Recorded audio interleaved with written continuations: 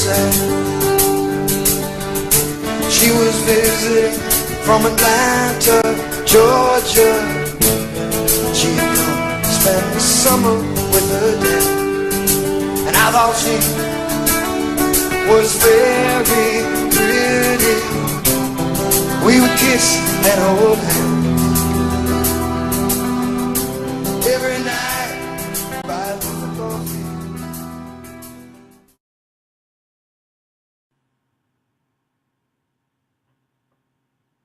Sweet evening breeze. My name is Julie Green. Recently, I fled the USA and came to Uruguay, a small country in South America. I often joke that I'm an escapee from the mental ward. What you are about to hear is only a part of my long and complicated story. I spent my childhood in Massachusetts, USA, and lived most of my life there. I am not only an electroshock survivor, but I survived the death of my beloved partner, Joseph Coleman Casey. After he died, I joined his family and reminisced about the things we loved about him. We spoke of his beard and what a sloppy eater he was. He loved God, all children, and the many dogs that crossed his path. He maintained that the spark of life that shined in those twinkly and sad Irish eyes of his. When misfortune came his way, he never asked, "Why me?" but instead, "Why not me?" Everyone loved Joe's gruff voice. It wasn't gravelly, harsh, hoarse, nor in any way annoying. He spoke definitively. He was even-tempered like my father, and I laugh now, wondering if I chose my mate deliberately based on just that. We had met in the smoking room of a hospital psychiatric ward Thanksgiving weekend in 1986. We were both 28 years old. Joe introduced me to the music he loved. Fleetwood Mac, Tom Petty, the Cars, the Doors. I recall years later when CDs came out, I bought my very first one, John Mellencamp's album, Human Wheels. Joe loved it right away. Oftentimes, we sat together in his van, sipped on iced coffee, and chatted away until we heard the song, Sweet Evening Breeze. Our conversation stopped right then as we listened in awe. The song tells the tale of two passionate lovers who separate, then meet up later in life. But now, life has changed. Once and only once I heard Joe sing. He didn't want anyone to know. I caught him at it, though. I caught him singing along with John Mellencamp. I dropped everything I was thinking about. I turned and stared. Immediately, he stopped. I wanted to say, "Joe, was that you?" But I said nothing, in case it was only the wind. His singing voice had a nearly operatic quality. He was a tenor. That was all before the shock treatments. In winter and spring of 1996, I was inpatient at McLean Hospital, the place made famous by Susanna Cation's Girl Interrupted. I was told that the most efficient, most effective, and fastest way to get over depression was to submit to shock treatments. I said no as firmly and clearly as I could. No! Then the unit staff showed me a videotape about shock treatments. I wasn't encouraged to question other patients who had had this done. I was told If I didn't agree to this, I'd be depressed forever. The procedure was first done while I was inpatient, every Monday, Wednesday, and Friday. And then I was allowed to have them done outpatient. Once, about a minute before the anesthesiologist knocked me out, the doctor who did the shock, Dr. Michael Henry, asked me, "Is it okay if we do bilateral?" Bilateral means I was given 2 jolts of electricity, one on each side of my head, instead of just 1 jolt. I signed no papers, nor was told of the risks.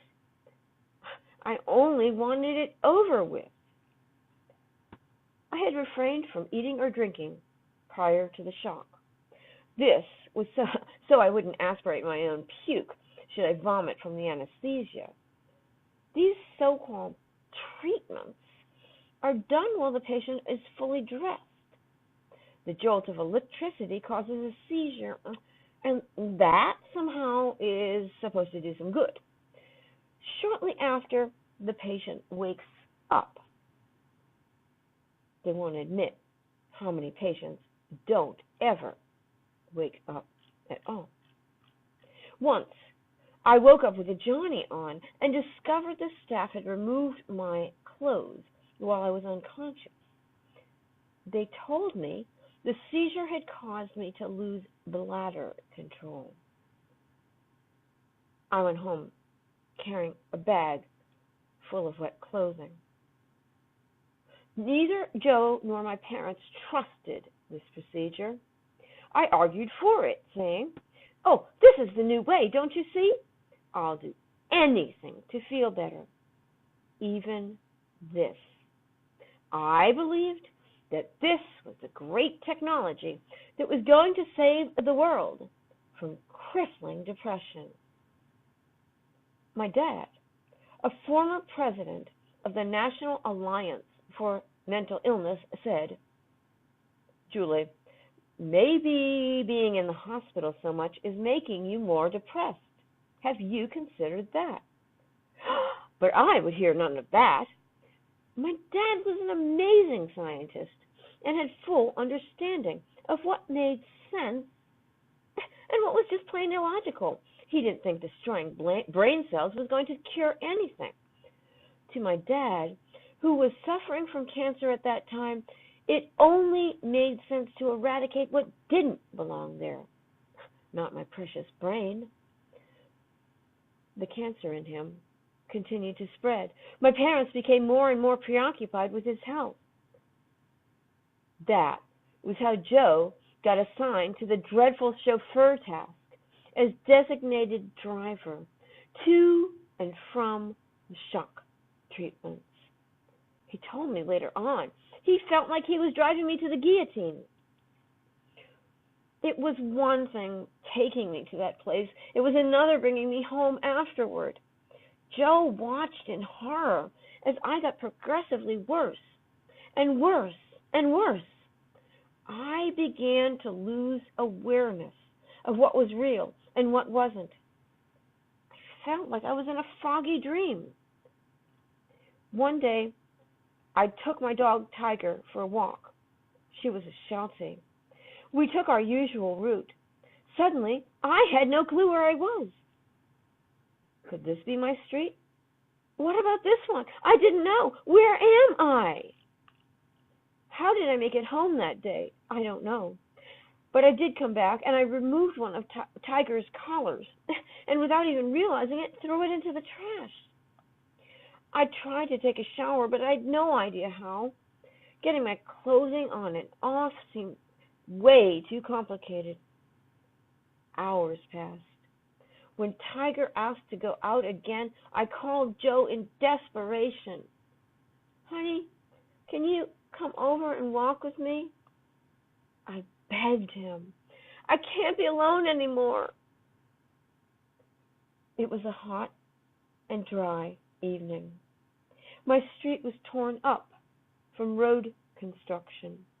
The 3 of us slowly made our way down that gravelly mess. I held tightly onto Tiger's leash. The breeze kicked up the dust all around us, but we kept on together.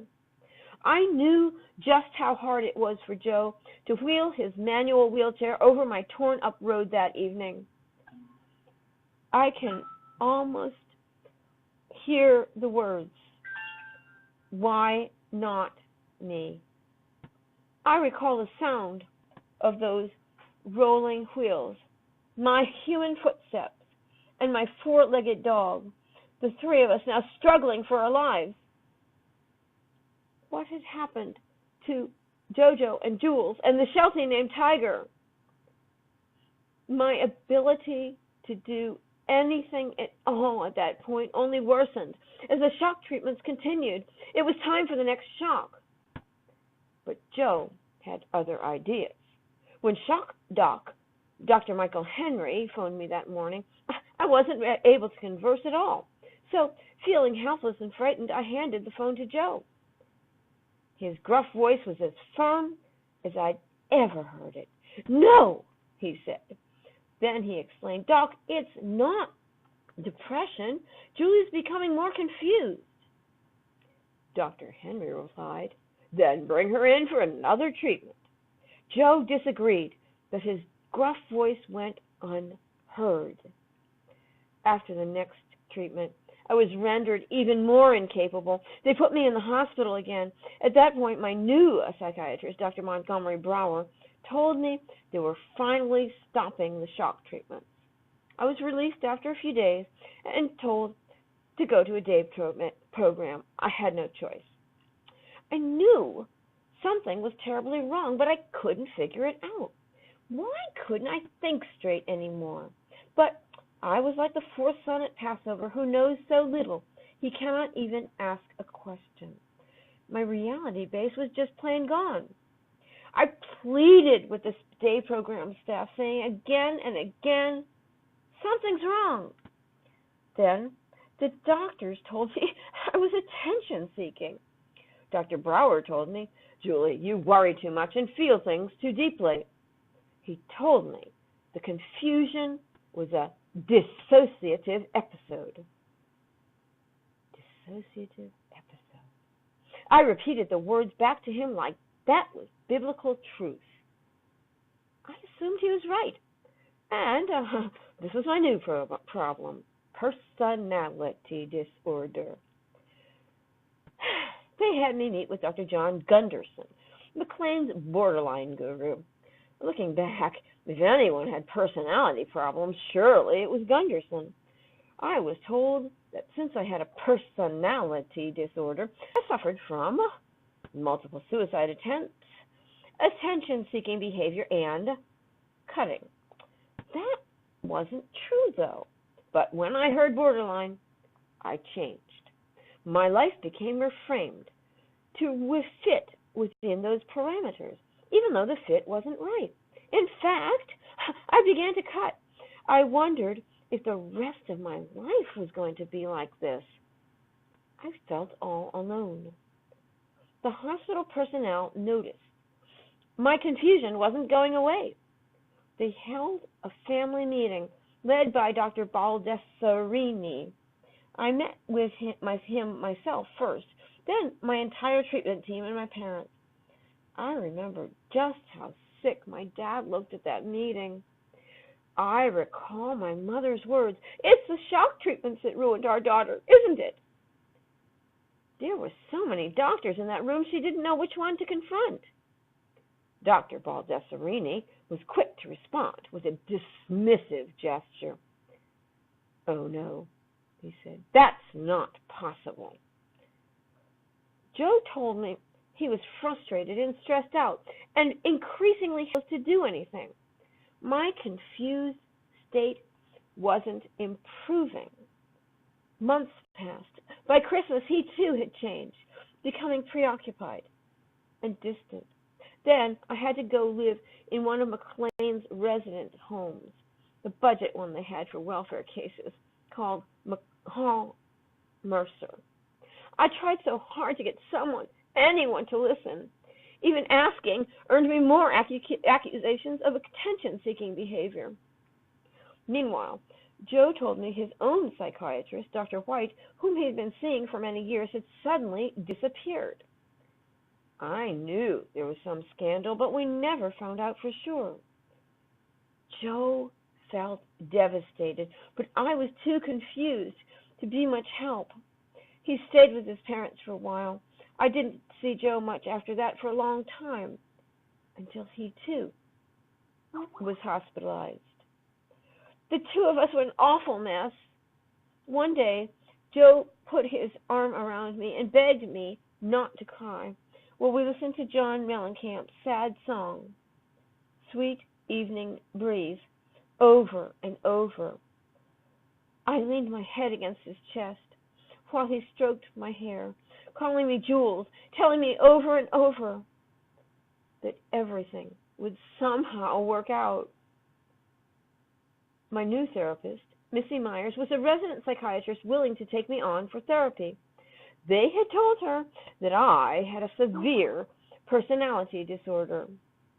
Someone in administration was pushing hard to have me transferred to a state hospital. I heard their words over and over, long-term hospitalization. Folks, that was how McLean Hospital tried to cover up what they had done, to ensure that I wouldn't figure out the truth. I know now, and I'm sure they knew then, that the confusion I was experiencing was a direct result of damage from shock treatments. I didn't have a brand new diagnosis, and I wasn't dissociating. But the damage from shock treatment was the damage from shock treatments permanent? Would I ever be the same? As far as anyone knew, I was of no further use to society, nor could I ever live on my own again. I made plans to kill myself. I didn't want to be locked up in a state hospital for the rest of my life.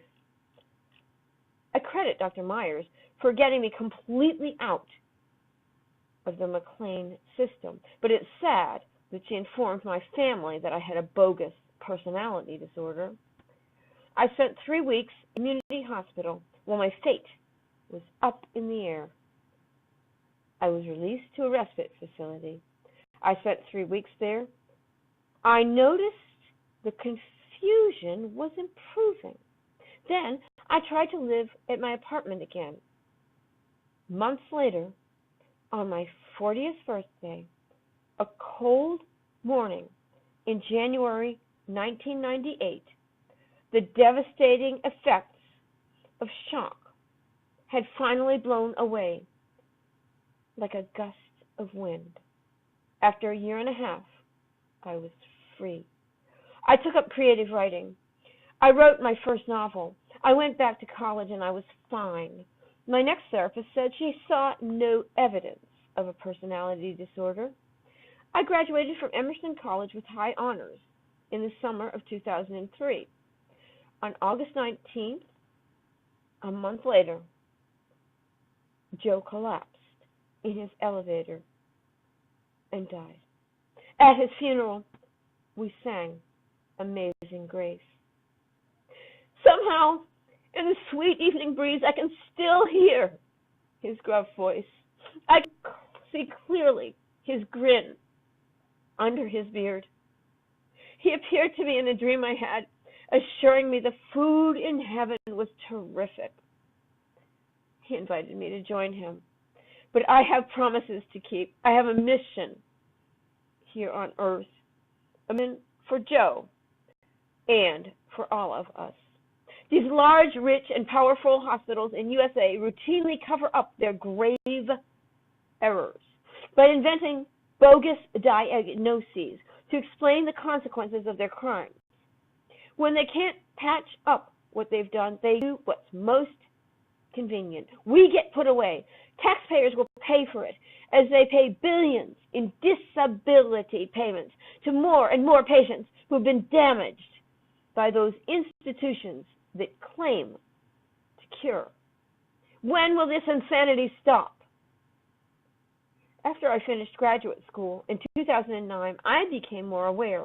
I used writing and blogging to speak out against injustice. For this, I was considered a nuisance and later a threat. They even called me dangerous. I was illegally taken from my home many times. I up again. My home was illegally searched. I was accused of crimes I had never committed nor ever planned to commit. We're granted freedom of speech in USA, but those of us who blow the whistle on institutions are denied constitutional rights. Isn't it all surprising that they threatened again to put me in a state hospital? I'm very lucky that I got out of their grasp and left the USA when I did. Today, I dream of the freeing of all enslaved people, of the obliteration of psychiatric diagnosis. I dream of knocking down the walls, real and invisible, of segregation and bigotry. I dream of a society that embraces all variety of human experience. Let not more human being ever be sent to a locked facility, nor forced to undergo barbaric procedures. I dream of the day they stop tossing out people like me. Not one human being is worthless. I believe this change will happen and that these powerful institutions will fall. But we must continue to demand, let my people go. I no longer get depressed. I live a happy and productive life. What they told me was a permanent disorder requiring heavy-duty therapy and even shock treatments was all a lie. At 57 years old, I'm delighted to be free of any form of mental health treatment. I am grateful to the people of Hawaii who have been unconditionally welcoming to me. I'll end with a quote taken from John Mellencamp's Sweet Evening Breeze. I was loud and a little sad. She was visiting from Atlanta, Georgia. She had come to spend the summer with her dad. I thought she was very pretty. We would kiss and hold hands every night by the football field. Sweet evening breeze blows around my thoughts and memories. I lie here today and drink my tea. I can still see sweet evening breeze.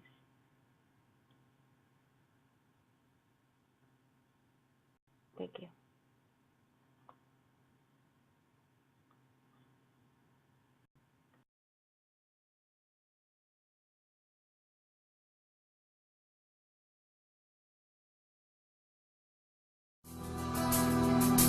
Afternoons by the public swimming pool,